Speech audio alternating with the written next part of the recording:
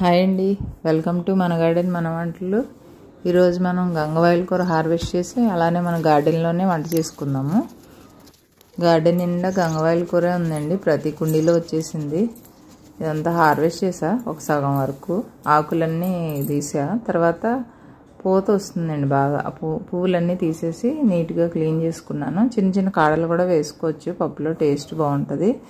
మార్నింగే కట్టెల పొయ్యి మీద పప్పు త్వరగా ఉడకదు కదా, అందుకే నేను కుక్కర్లో పెట్టేసా. ఒక పావు కేజీ పప్పు, ఒక 2 విజిల్స్కే పప్పు రెడీ అయిపోయింది.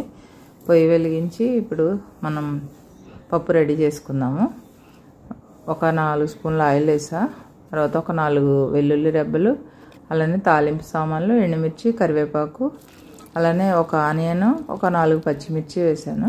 ఒక 2 నిమిషాలు ఫ్రై చేసుకొని తర్వాత ఒక స్పూన్ పసుపు, అలానే ఒక 2 స్పూన్లు కారం, ఒక 2 స్పూన్లు సాల్ట్ వేసేసి ఈ గంగవాయిల కూర కూడా వేసేసా.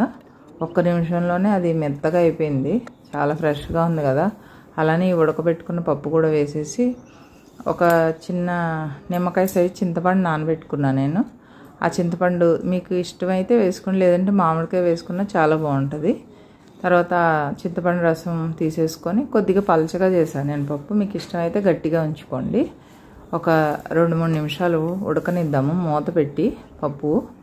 ఈలోపు మనం అలా సరదాగా ఒకసారి గార్డెన్ చూసొద్దాము. మంచి మంచి ఫ్లవర్స్ ఉన్నాయి. గన్నేరు పూలు అయితే భలే పూస్తున్నాయండి రోజు, పింక్ కలరు, తర్వాత డార్క్ పింక్. ముసుగు వంకాయలు ఫస్ట్ టైం పిందులు వేసాయండి.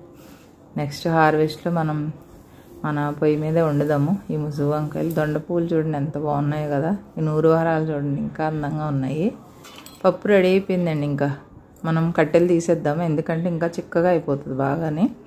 ఇప్పుడు మనం వేడివేడి అన్నంలో కొద్దిగా నెయ్యి వేసుకుని పప్పు వేసుకొని వడియాలు నంచుకొని తింటే సూపర్ టేస్ట్గా ఉంటుంది.